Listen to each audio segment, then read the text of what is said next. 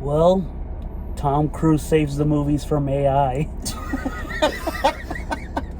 Oh, you know what? That is the most. That's the truest thing you can ever say about this movie. Yeah, this whole movie, subtextually, this movie's about Tom Cruise trying to save us from artificial intelligence. No, it's trying to save us from Skynet. Exactly. Oh my god, and I just realized something. What? This is an unofficial Lupin movie.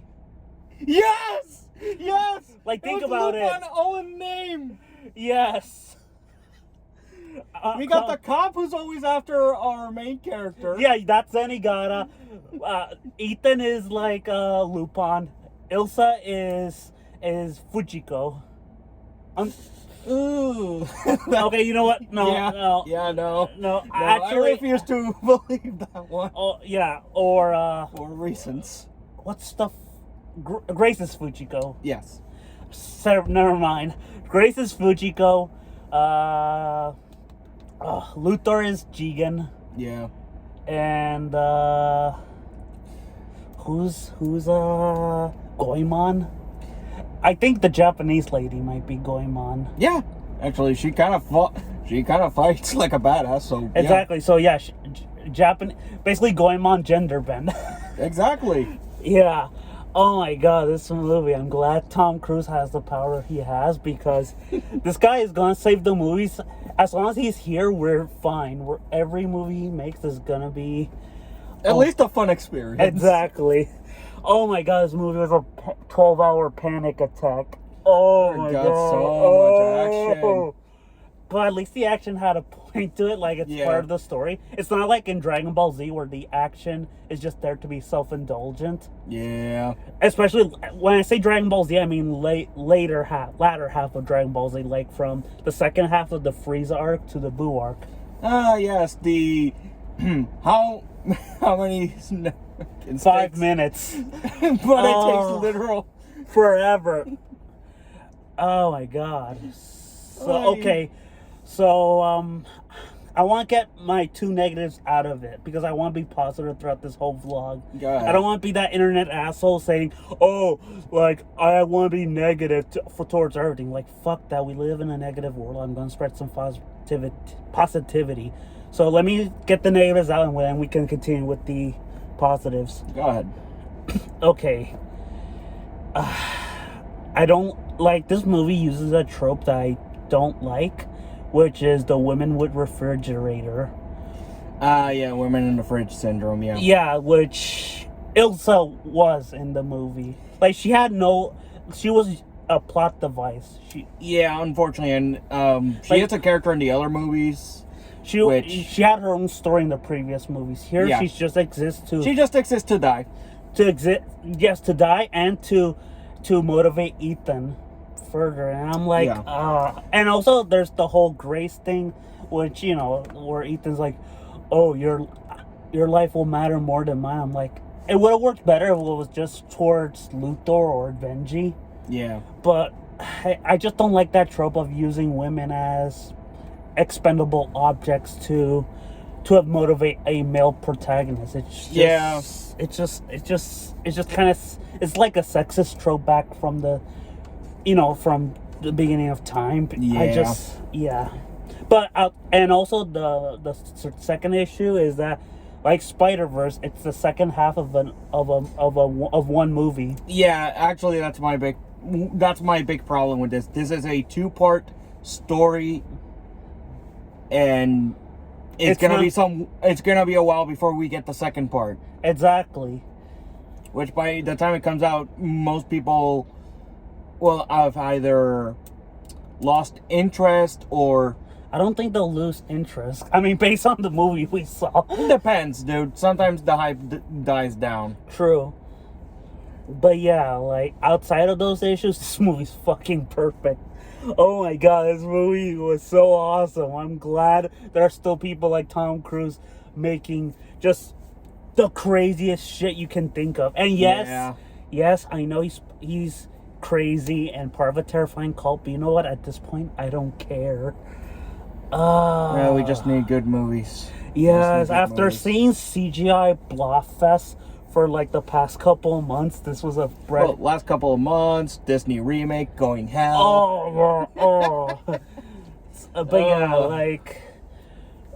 yeah, I definitely like the subtext. Like, that's what the movie is saying. It's basically saying that it's basically fighting against AI or AI created content. Yeah. Like, that's the subtext. The entity is a metaphor for the upcoming use of AI for film, and basically using AI as instead of actual human filmmakers. Yeah, which I think there was an actual anime styled movie or something like that had that idea. I don't remember what it was though.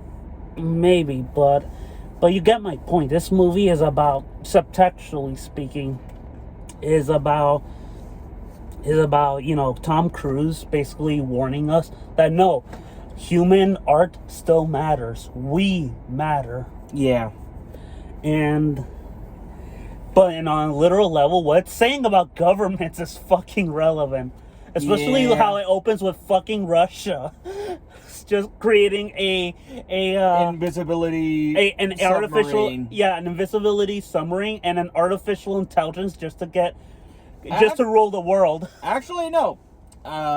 I disagree with the intelligence because that was hacked into the submarine. Oh, okay. I thought that it was one of the many details that was lost because of all of the action, but yeah, the U.S. government was actually responsible for that one. Whoops. Oh, whoops. Yeah, fuck the U.S. government. This movie is like a massive fuck you to the U.S. government because the CIA director gets murdered.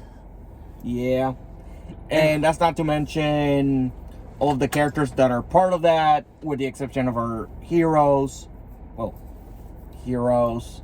I mean, yes, they do some morally ambiguous shit, but compared to everyone else, I'm like, yeah, you have to go a bit rogue. Yeah.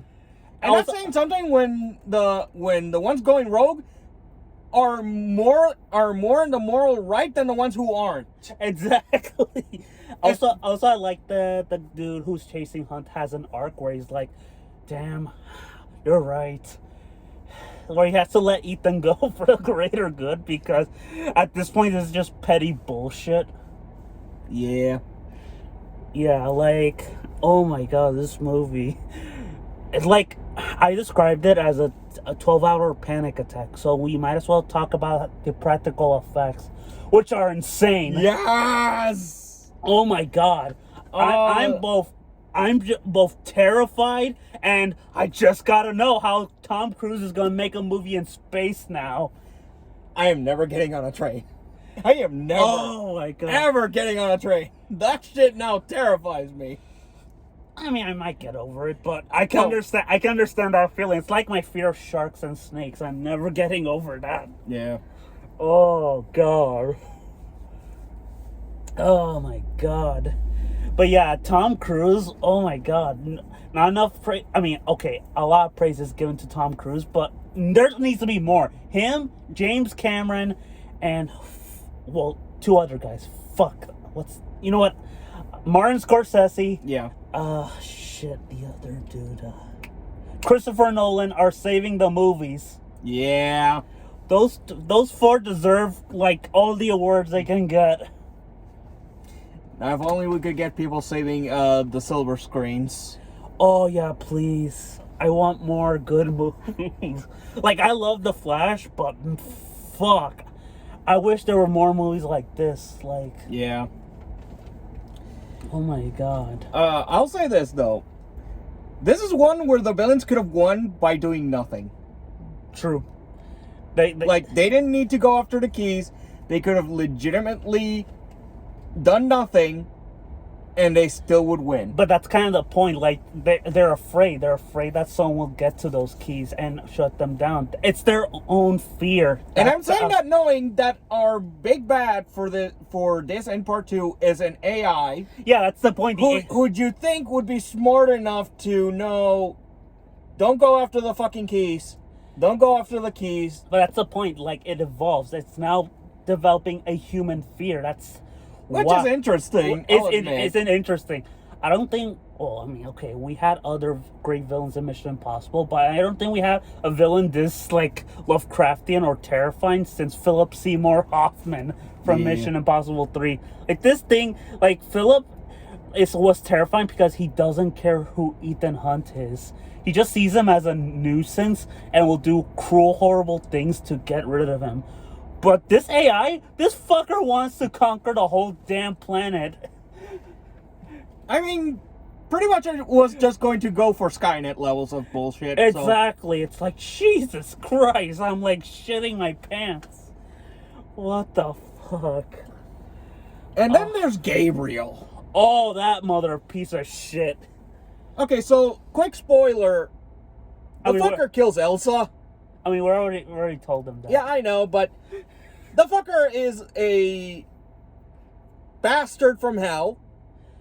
And he killed Ethan's previous girlfriend. Yeah. Before Elsa and before Elsa and before Michelle Monaghan. Okay, this guy also has a thing for killing women. Surprisingly, when you think about it, so far he's 3 for 3. Yeah, I mean, I don't like the trope, but yeah, that makes him scary. Like, first off, he kills Ethan's previous girlfriend. Then he kills Elsa. Tries to kill one of his own henchmen. Oh, Grace.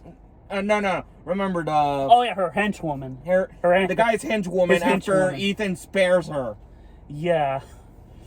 Which, his reasoning is actually kind of stupid and self-fulfilling. He stabs her because she thinks she's gonna betray him. Which he does. Which she does after she's stabbed. So... Yeah, the guy is both smart and the dumbest motherfucker ever. Yeah. Like, there are times where this guy is legit, has a menacing presence. But he's so stupid. But he's so stupid. Like, he's following this AI, which is also becoming more human, ironically enough. Yeah. Oh my god, this movie is great, but there are times where I can nitpick the hell out of something, and I will literally... I mean, I won't nitpick. Like, don't get me wrong. Like, the whole point of the movie is that this AI is basically killing itself. It's gonna end up killing itself, yeah. But at the same time, it's like, god damn, there are so many ways the bad guys could win just by doing, nothing, or just doing, like, a simple move. Yeah. I mean, that's true, but, I mean, I don't mind. Like, that's what a nitpick is. It's just picking it apart, which I'm like, that's okay. I need to get into this. Don't get me wrong, I'm not hating you. I'm just hating the subsection of the internet that nitpick the hell out of the movie and act like it's a fucking problem. When it isn't. It's just a nitpick at best. Exactly. I'm like, people, shut the fuck up. You're not critics. Yeah. And nitpicking, it's bad film criticism. Yeah. Oh boy. Well, final score, what would you give it? 8 out of 10. Yeah. I mean, I would give it a strong 10 out of 10 with the reservation of a 1 being a part 1 of a larger story, and then 2, and how it uses a trope that I'm not particularly fond of, which is, women in refrigerator. But yeah, I'm really hyped for Dead Reckoning Part 2 and how Tom Cruise continues to save movies. Yeah. Well, see you next time. Peace. Peace.